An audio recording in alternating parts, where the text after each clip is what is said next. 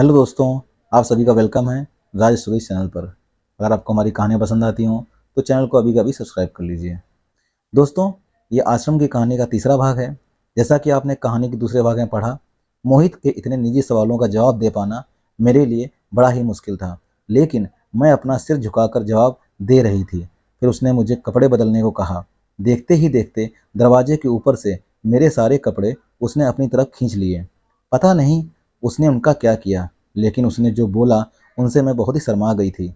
मेरे भीगे कपड़े देखकर उसने मुझसे पूछा, मैडम, आपको पसीना बहुत आवत है? फिर मैंने और टाइम बर्बाद नहीं किया और अपने अंदरूनी कपड़े धोने लगी, वरना उनके गीले धब्बे देखकर ना जाने का सवाल पूछता। दोस्तों, उम्मीद करती हूँ कि कहानी का पहला और दूसरा भाग आपको जरूर पसंद आया होगा। चलिए कहानी शुरू करते हैं।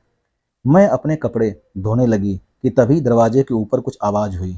मैंने पलट कर देखा। मोहित ने दरवाजे के ऊपर मेरी दूसरी साड़ी लटका दी थी, पर पेटीकोट दरवाजे से फिसलकर बाथरूम के फर्श पर गिर गया था। मोहन बोला, सॉरी मैडम, वो फिसल गया। मैंने देखा वो फर्श में गिरने से गीला हो गया है। मोहन बोला, मैडम, सूखी जगह पर गिरा या गीला हो गया? मैंने झूठ बोल दिया, वरना वह न जाने फिर क्या क्या बोलता। ठीक है, सूखे में ही गिरा है। मोहित बोला, चलिए शुक्र है, मुझे ध्यान से रखना चाहिए था। तब तक मैंने अपने कपड़े धो लिए थे। फिर मैं अपने बदन में लिपटा टॉवल उतार कर अपने हाथ पैर पोंछने लगी। फिर मैंने दरवाजे के ऊपर से सारे कपड़े उतार कर पहनना शुरू कर दिया। सफ़ेद ब्लाउज का कपड़ा भी पतला था। मैंने मिरर में देखा, सफ़ेद कपड़े में सब कुछ साफ साफ दिखा रहा था। मैंने सोचा कि मैं ये क्यों लेकर आई, पर तब मुझे क्या पता था कि बिना इनरवियर के ही पहनना पड़ेगा। मोहित बोला, मैडम, जल्दी कीजिए, मुझे गुरुजी के पास भी जाना है। मैंने जल्दी से वह गीला पेटीकोट पहन लिया। क्या करती, और कोई चारा भी नहीं था। फिर मैंने अपने आप को ठीक किया और खुद को साड़ी के पल्लू से ढक लिया। फिर मैंने अपने धोए हुए कपड़े मोहित को दे दिए। मुझे असहज महसूस हो रहा था, अजीब सा लग रहा था। मोहित बोला, ठीक है मैडम, अब आप आराम कीजिए। मोहित के जाने के बाद मैंने जल्दी से कमरे का दरवाज़ा बंद किया। करीब 1 घंटे तक मैंने आराम किया। जैसे ही मैं उठी तभी किसी ने दरवाज़ा खटखटा दिया। प्लीज़ 1 मिनट रुकिए, अभी खोलती हूँ। मैंने फिर सारी ठीक करके दरवाज़ा खोल दिया। दरवाजे पर कमलेश खड़ा था। कमलेश बोला, मैडम, दीक्षा के लिए गुरुजी आपका इंतजार कर रहे हैं। मोहित ने मुझे भेजा है आपको लाने के लिए। कमलेश नाटे कद का था, शायद 5 फुट से भी कम होगा। उसकी आंखों का स्तर मेरी छाती तक था, इसलिए मैं इस बात का ध्यान रख रही थी कि मैंने साड़ी ठीक से पहनी हो। ठीक है, मैं तैयार हूँ, आप चलिए, वह गुरुजी के सामने स्नान होगा। उसकी बात सुनकर मैं चौंक गई। मैं बोली, क्या? गुरुजी के सामने स्नान? ये मैं कैसे कर सकती हूँ? क्या मैं कोई छोटी बच्ची हूँ? कमलेश बोला, अरे नहीं मैडम, आप गलत समझ रही हैं। मेरे कहने का मतलब है, आपको अलग कुंड में स्नान कराया जाएगा और वहाँ गुरुजी काफ़ी दूर रहेंगे। कमलेश के समझाने से मैं शांत हुई। मैडम, किसने कहा कि आप छोटी बच्ची हो? कोई अंधा ही ऐसा कह सकता है। फिर थोड़ा रुककर बोला, लेकिन मैडम, अगर आप स्कूल गर्ल वाली ड्रेस पहन लें तो आप छोटी बच्ची जैसी लगेंगी। मैंने ये मजाक में जवाब दिया। मोहित ने कहा कि आश्रम से मुझे साड़ी मिलेगी, अब तुम मेरे लिए कहीं स्कूल ड्रेस न ले आओ। कमलेश हंसते हुए बोला, मैडम, आश्रम भी तो स्कूल जैसा ही है। कमलेश की बातें सुनकर मुझे मजा आ रहा था। शायद उसके छोटे कद की वजह से मैं उससे मस्ती कर रही थी। उससे बातों में मैं भूल ही गई थी कि आश्रम में क्यों आई हूँ। मैं यहाँ कोई पिकनिक मनाने नहीं आई थी। मुझे तो माँ बनने के लिए उपचार करवाना था। लेकिन पहले मोहित के साथ और अब कमलेश के साथ हुई बातचीत से मेरा ध्यान भटक गया था। मुझे यह एहसास हुआ कि न सिर्फ मेरा दिल तेज तेज धड़क रहा था, बल्कि एक अजीब सा रोमांच हो रहा था। शायद एक अनजाने मर्द के सामने होना एक अलग ही अनुभव था। फिर मैंने पूछा, तुम्हारी बात सही है कि आश्रम भी एक स्कूल जैसा ही है, पर मैं स्कूल ड्रेस क्यों नहीं पहन सकती? इसका जो जवाब कमलेश ने दिया, वैसा कुछ किसी भी मर्द ने आज तक मेरे सामने नहीं कहा था। कमलेश बोला, क्योंकि स्कूल यूनिफॉर्म तो स्कूल गर्ल के आकार की होती है ना मैडम। मेरे पूरे बदन पर नज़र डालते हुए कमलेश ने जवाब दिया। फिर बोला, अगर मान लो मैं आपके लिए स्कूल ड्रेस ले आया, सफ़ेद टॉप और स्कर्ट, मैं शर्त लगा सकता हूँ कि आप इसे पहन नहीं पाओगी। अगर आपने स्कर्ट में पैर डाल भी दिए तो वो ऊपर को नहीं जाएगी, क्योंकि मैडम आपके आकार बड़े हैं। और टॉप का तो आप एक बटन भी नहीं लगा पाओगी। अगर आप बिना अंडरगारमेंट्स के हों तब भी नहीं, जैसे अभी हो। तभी तो मैंने कहा था कि मैडम, कि अगर आप पहन ना पाओ तो मुझे बुरा भला मत कहना। उसकी बात से मुझे झटका लगा। इसको कैसे पता कि मैंने कोई अंदरूनी वस्त्र नहीं पहना है? हे भगवान, लगता है पूरे आश्रम को यह बात मालूम है। नहीं, ऐसा मैं नहीं मानती। स्कर्ट तो मैं पहन ही लूंगी, हो सकता है टॉप ना पहन पाऊँ। भगवान का शुक्र है कि आश्रम के ड्रेस कोड में स्कूल यूनिफॉर्म नहीं है। मैं हंसने लगी और कमलेश भी मेरे साथ हंसने लगा। कमलेश की हिम्मत भी अब बढ़ती जा रही थी, क्योंकि वह देख रहा था कि मैं उसकी बातों का बुरा नहीं मान रही हूँ और उससे हंसी मजाक कर रही हूँ। ऐसी बेशर्मी मैंने पहले कभी नहीं दिखाई थी, पर पता नहीं क्यों कमलेश के साथ मुझे मजा आ रहा था। इन बातों का मेरे शरीर पर असर पड़ने लगा था। मेरी सांसें थोड़ी भारी हो चली थीं और मुझे सीधा खड़ा रहना भी मुश्किल हो रहा था। इसलिए साड़ी ठीक करने के बहाने मैंने अपने आप को दरवाजे पर टिका दिया। कमलेश बोला, मैडम अभी हमको देर हो रही है। दीक्षा के बाद मैं आपको स्कूल ड्रेस लाकर दूंगा, फिर आप पहन के देख लेना कि मैं सही हूँ या आप।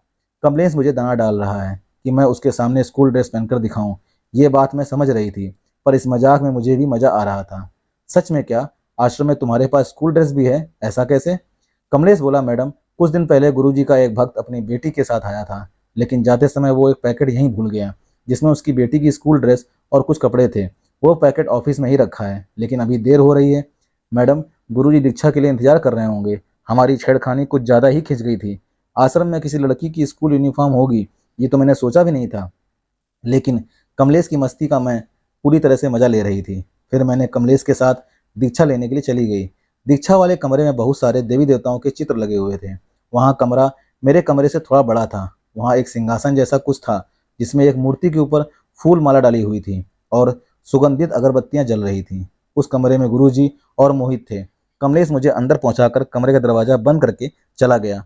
उस कमरे में आने के बाद मैं बहुत नर्वस हो रही थी। गुरुजी बोले, सोनम अब तुम्हारे दीक्षा लेने का समय आ गया है।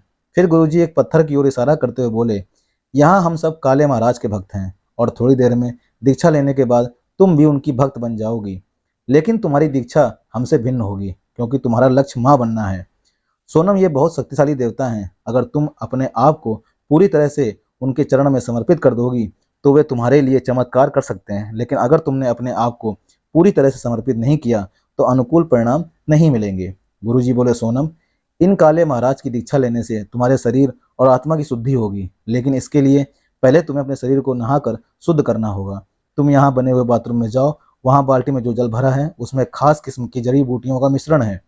तुम उस जल से स्नान करो। और फिर मुझे वो पत्थर देते हुए बोले, स्नान कर लेने के बाद अपने पूरे शरीर पर इन्हें घुमाओ। ऐसा कहकर गुरुजी ने मुझे पत्थर दे दिया, जो एक काला सा पत्थर था, लगभग 7 इंच लंबा और 1 इंच चौड़ा था और एक सिरे पर ज़्यादा चौड़ा था। फास्ट फूड सेंटर में जैसा एक रोल मिलता है, देखने में वैसा ही था। मतलब मानो जैसे एक छोटे बेस पर एक रोल रखा हो।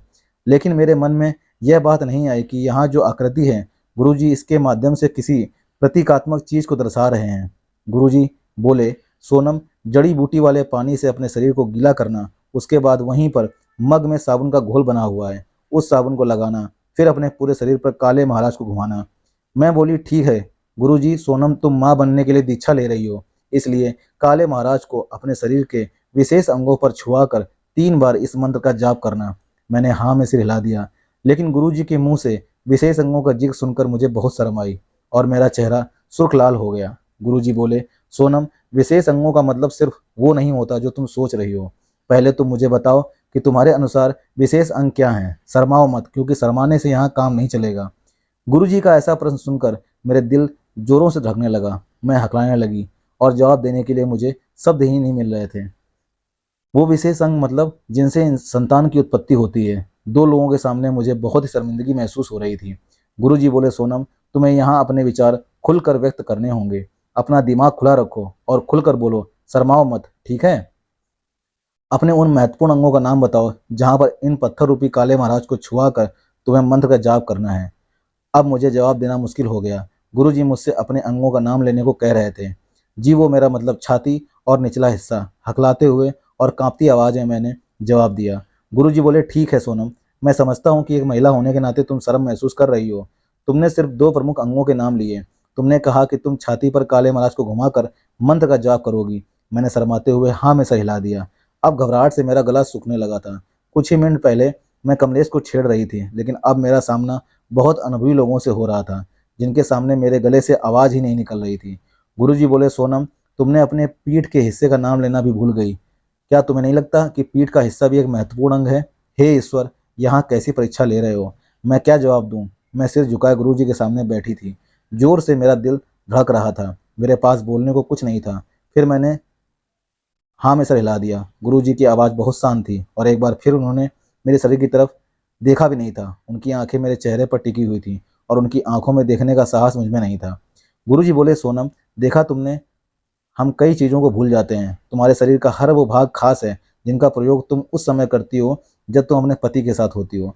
तुम पूरे मन से मेरी आज्ञा का पालन करना होगा, तभी तुम्हें लक्ष्य की प्राप्ति होगी। तभी मोहित बोला, मैडम, ये कपड़े आप नहाने के बाद पहनोगी। फिर मोहित ने मुझे भगवा रंग की साड़ी दी। मेरे पास पहनने को कोई अन्य वस्त्र नहीं थे। मैं कपड़े लेकर बाथरूम की ओर जाने लगी। तभी मुझे ख्याल आया कि गुरुजी फर्श पर बैठे हुए हैं, तो उनकी नज़र पीछे से मेरे पीठ के हिस्से पर पड़ रही होगी। मेरे पति कपिल ने भी एक बार मुझसे कहा था कि जब तुम चलती हो तो तुम्हारे पीठ का हिस्सा कुछ ज़्यादा ही हिलता है। लेकिन फिर मैंने सोचा कि मैं गुरुजी के बारे में ऐसा कैसे सोच सकती हूँ कि वह पीछे से मेरे हिलते हुए पीठ के हिस्से को देख रहे होंगे। गुरुजी तो इन चीज़ों से ऊपर उठ चुके होंगे। फिर मैं बाथरूम के अंदर चली गई और दरवाज़ा बंद कर दिया। वहाँ इतनी तेज़ रोशनी थी कि मेरी आंखें चौंधियाने लगीं। मुझे बड़ी हैरानी हुई कि बाथरूम में इतनी तेज़ लाइट लगाने की क्या ज़रूरत है। बाथरूम के दरवाजे में कपड़े टांगने के लिए हुक लगे हुए थे और यह मेरे कमरे की तरफ ऊपर से खुला हुआ नहीं था। उस तेज रोशनी में बड़ा अजीब लग रहा था। ऐसा महसूस हो रहा था जैसे मैं सूरज की तेज रोशनी में नहा रही हूँ। आखिर क्यों बाथरूम में इतनी रोशनी, किस लिए? खैर, मैंने कुछ ज़्यादा सोचा नहीं इस बारे में। मैंने बाल्टी में हाथ डालकर अपनी हथेली में जड़ी बूटी वाला पानी लिया। उसमें कुछ मदहोश करने वाला पता नहीं क्या मिला रखा था। फिर मैंने पानी से नहाना शुरू किया और मग में रखे हुए साबुन के घोल को भी अपने पूरे शरीर में मला। उसके बाद जैसा गुरुजी ने बताया था, मैंने उस पत्थर को अपने पूरे शरीर पर छुआ कर मंत्र का जाप किया। ऐसा करने से मेरा बदन गर्म हो गया, जैसे तपने लगा हो। मैंने फिर गीले टॉवल से खुद को पोंछा और आश्रम के कपड़े पहनने लगी। कपड़े पहनते पहनते फिर से मैं इस रोशनी के बारे में सोचने लगी कि आखिर बाथरूम में इतनी रोशनी क्यों। मैंने दिमाग पर ज़्यादा जोर देना बंद किया और कपड़े पहनने लगी। आश्रम के कपड़े तो ठीक ठाक थे, पर ब्लाउज ज़्यादा ही टाइट था। मुझे पहले ही इस बात की शंका थी कि कहीं इनके दिए हुए कपड़े मिसफिट ना हो। जैसे तैसे मैंने 3 हुक लगाए, लेकिन ऊपर के 2 हुक न लगवाने के से मैं असहज महसूस कर रही थी। ऐसा लग रहा था जैसे मेरे शरीर का कोई बड़ा हिस्सा बाहर आ गया हो। मैंने साड़ी के पल्लू से खुद को पूरा ढक लिया था और बाथरूम से बाहर आ गई। गुरुजी बोले, सोनम, जैसा मैंने बताया था तुमने वैसा ही नहाया ना? मैं बोली, जी गुरुजी। ठीक है, अब यहाँ पर बैठो और काले महाराज की पूजा करो। गुरुजी ने पूजा शुरू की। वो मंत्र पढ़ने लगे और बीच बीच में मेरा नाम और मेरे गोत्र का नाम भी ले रहे थे। मैं हाथ जोड़ के बैठी हुई थी। उस पत्थर रूपी काले महाराज से मैंने अपने उपचार के सफल होने की प्रार्थना की। मोहित भी पूजा में गुरुजी की मदद कर रहा था। करीब आधे घंटे तक पूजा हुई। अंत में गुरुजी ने मेरे माथे पर लाल तिलक लगाया और मैंने झुककर गुरुजी के चरण स्पर्श किए। जब मैं गुरुजी के पांव छूने झुकी तो हुक न लगे होने की वजह से मैं जल्दी से सीधी हो गई, क्योंकि मेरे लिए बहुत ही असहज स्थिति हो जाती। गुरुजी बोले, सोनम, अब तुम्हारी दीक्षा पूरी हो चुकी है। अब तुम मेरी शिष्या हो और काले महाराज की भक्त हो। अब मैं कल सुबह 7 बजे तुमसे मिलूंगा और आश्रम में तुम्हें क्या करना है ये बताऊंगा। अब तुम जा सकती हो। मैं उस कमरे से बाहर आ गई और अपने कमरे में चली गई। मोहित भी मेरे साथ था। मोहित बोला, मैडम, आपको गुरुजी के पास ले जाने के लिए मैं कल सुबह 6:30 पर आऊँगा और आपके अंडरगारमेंट्स भी ले आऊँगा। कुछ देर में कमलेश आपका डिनर लाएगा। यह कहकर मोहित चला गया। मैं खुद को बहुत तरोताज़ा महसूस कर रही थी। शायद उस जड़ी बूटी वाले पानी से नहाने के बाद मुझे ऐसा लग रहा था गुरुजी की पूजा से भी मैं संतुष्ट थी। फिर थोड़ी देर में मैंने बेड पर आराम किया। कुछ समय बाद किसी ने दरवाजे पर दस्तक हुई। मैंने जल्दी जल्दी दरवाज़ा खोला। मोहित ने कहा था कि कमलेश डिनर लेकर आएगा, तो मैंने सोचा कि 10 बज गए हैं, वही आया होगा। देखा तो कमलेश ही था, पर वो डिनर नहीं लाया था। उसने कहा, मैडम, दीक्षा कैसी रही? मैंने कहा, ठीक रही, मुझे गुरुजी की पूजा अच्छी लगी। कमलेश बोला, जी, जय काले महाराज जी की। गुरुजी पर आस्था बनाए रखना, वो आपके जीवन की सारी बाधाओं को दूर करेंगे। कमलेश मुस्कुरा रहा था। कहानी जारी रहेगी दोस्तों। अगले भाग के लिए कमेंट करें और चैनल को लाइक, सब्सक्राइब, शेयर करना ना भूलें। दोस्तों, मिलते हैं अगले भाग में। तब तक के लिए जय हिंद, जय भारत।